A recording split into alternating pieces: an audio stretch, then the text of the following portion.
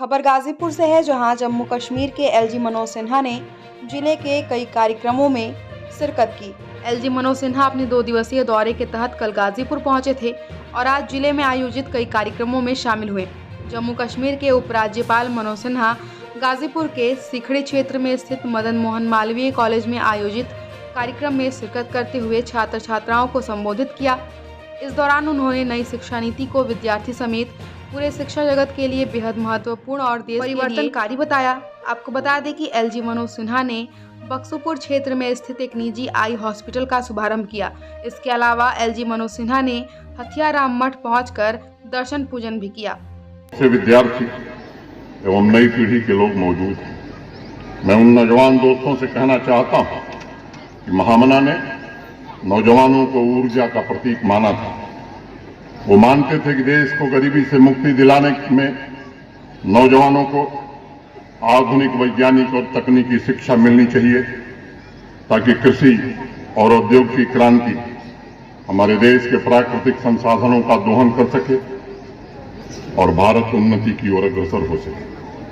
26 जनवरी 1920 को काशी हिंदू विश्वविद्यालय के अपने दीक्षांत भाषण में महामना ने कहा था विद्यार्थियों कि इस योग्य विद्यार्थियों को बनाया जाना चाहिए कि वे किसी न किसी उपाय से अपना जीविकोपार्जन कर सकें।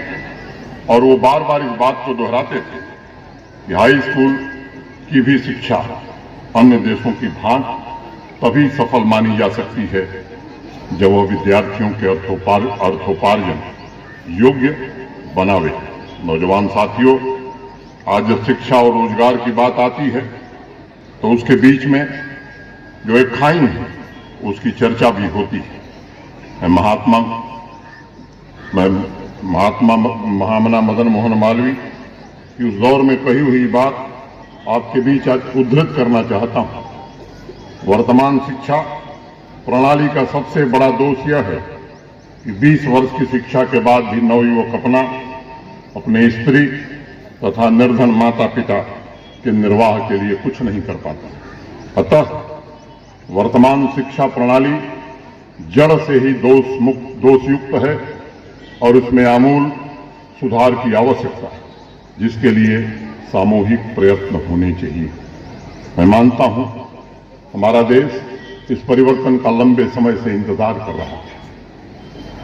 हम सब सौभाग्यशाली नहीं थे, लेकिन हमारे सामने जो बच्चे बैठे हैं उन्हें मैं सौभाग्यशाली मानता हूं। एक विशेष तोहफे के रूप में आपको भारत के वर्तमान प्रधानमंत्री आदरणीय नरेंद्र मोदी जी राष्ट्रीय शिक्षा नीति NEP नेशनल एजुकेशन पॉलिसी आपको दी है। ऐसी राष्ट्रीय शिक्षा नीति मिली है जो आपके जीवन को सार्थक बना सकती है, रोजगार की अनंत संभावनाओं का द्वार खोल सकती है, भारत की आर्थिक समृद्धि को शीर्ष पर पहुंचाने की क्षमता जिस नीति में है, ज्ञान के केंद्र के रूप में फिर से हमारे देश को विकसित कर सकती है। प्रधानमंत्री जी के नेतृत्व में शिक्षा व्यवस्था में आमूलचूल परिवर्तन किया गया है। कार्य क्षेत्र में देखें तो पिछले 8 वर्षों में 60,000 MBBS की नई सीटें आप जैसे नौजवानों को पढ़ने के लिए प्रधानमंत्री जी ने उपलब्ध कराई। मित्रों, आप सबको मालूम है आज ब्रॉडबैंड सब्सक्राइबर्स गांव में बैठ करके भी डेटा का इस्तेमाल आप लोग कर रहे हैं। पहले ऑयल की जो कीमत होती थी, ऑयल मैंने पेट्रोल डीजल, मैं समझता हूं कि आधुनिक ऑयल आज डेटा हो गया। और आपको मालूम है 6 करोड़ से ज्यादा ब्रॉडबैंड सब्सक्राइबर यहां रह रहे हैं। अमेरिका और चीन मिलकर के जितने डेटा का इस्तेमाल करते हैं उससे ज्यादा इस्तेमाल भारत का नौजवान, भारत के लोग कर रहे हैं। आज गर्व का विषय देश के लिए है कि G20 देशों की अध्यक्षता का कार्यक्रम पहली बार भारत में हो रहा है। हमें अवसर मिला। G20 एक ऐसा समूह है दुनिया का जिसमें दुनिया की 85% आबादी रहती है। दुनिया का 75% 3/4 व्यापार यही देश करते हैं। एक ऐसा अवसर मिला है इस देश को जिसमें हम अपने देश की संस्कृति, कला को प्रदर्शित कर सकते हैं। और आने वाले समय में जो सपना है प्रधानमंत्री का, आप सब जानते हैं कि आज दुनिया की 5वीं बड़ी अर्थव्यवस्था हम बन गए। जिस देश के कभी हम गुलाम हुआ करते थे इंग्लैंड के, उसकी अर्थव्यवस्था को पीछे छोड़ते हुए दुनिया की 5वीं बड़ी अर्थव्यवस्था हम बने। और जब बात प्रधानमंत्री जी करते हैं आत्मनिर्भर भारत की, तो लक्ष्य रखा है उन्होंने कि दुनिया की तीसरी बड़ी अर्थव्यवस्था हमें बनना है। और ये तीसरी बड़ी अर्थव्यवस्था मित्रों, ये आप बनाने वाले हो। आपके कंधों पर यह दायित्व आना है। हम में से तमाम लोग उस समय नहीं रहेंगे, लेकिन आप इस गौरव की अनुभूति आने वाले दिनों में करोगे। मैं आगे आपसे भी बात करूं, ज्यादा नंबर पा जाएगा, इसमें पढ़ने की जरूरत नहीं। मुझे लगता है टीम स्पिरिट, कोलैबोरेटिव लर्निंग, एक साथ 7-8 लोग, आपके गांव की कोई छोटी समस्या वहीं से शुरुआत करो। जो हमने पढ़ा, इस समस्या के समाधान में हमारी पढ़ाई का क्या योगदान हो सकता है, इस पर काम करना शुरू करें। बहुत बड़ा देश बदलने की जरूरत नहीं है। सिखड़ी छपरी जहां भी हैं, जखनिया जहां के रहने वाले, कोई एक समाज की छोटी समस्या लो, और खासतौर से हाई स्कूल और इंटरमीडिएट के बच्चों से मैं कहना चाहता हूं, जो पढ़े उसका प्रयोग उस पर करो।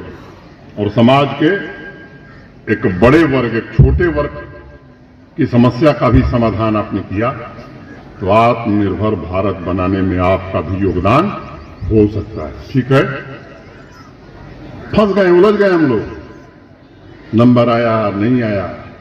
और मुझे लगता है कि कभी कभी इतने एग्जाम हो रहे हैं देश, ऊपर से अगर पूरे हिंदुस्तान की तस्वीर खींची जाए तो पूरा देश एग्जामिनेशन सेंटर के रूप में ही दिखाई पड़ेगा।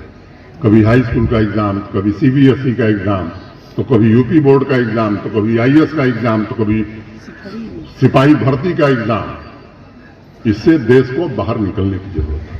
और प्रधानमंत्री जी ने जो नई शिक्षा नीति, राष्ट्रीय शिक्षा नीति देश को दी है, सोच विचार करके बनाई गई है। इन व्यवस्थाओं का उसमें उल्लेख किया गया है। अब शिक्षा जगत से जुड़े लोगों से मैं अनुरोध करना चाहता हूं कि प्राथमिक जिम्मेदारी हमारी है कि नई शिक्षा, राष्ट्रीय शिक्षा नीति को जल्दी से जल्दी जमीन पर कैसे लागू किया जाए, वर्बेटम कैसे लागू किया जाए, in word and spirit, letter and spirit, उसे कैसे लागू किया जाए, ताकि ये हमारी नौजवान पीढ़ी आने वाले समय में भारत को दुनिया की तीसरी बड़ी अर्थव्यवस्था बना सके। और मित्रों, नॉलेज इकॉनमी की बात आप सब पढ़ रहे हो, सुन रहे हो। यह सच है कि नॉलेज इकॉनमी के कारण ही कोई राष्ट्र संपन्न होता है। जब हमारा देश सोने की चिड़िया था, तो इसलिए नहीं था कि सोना हमारे यहां बहुत होता था, यह सब गलत बताया जाता। उस समय नॉलेज इकॉनमी थी हमारे पास।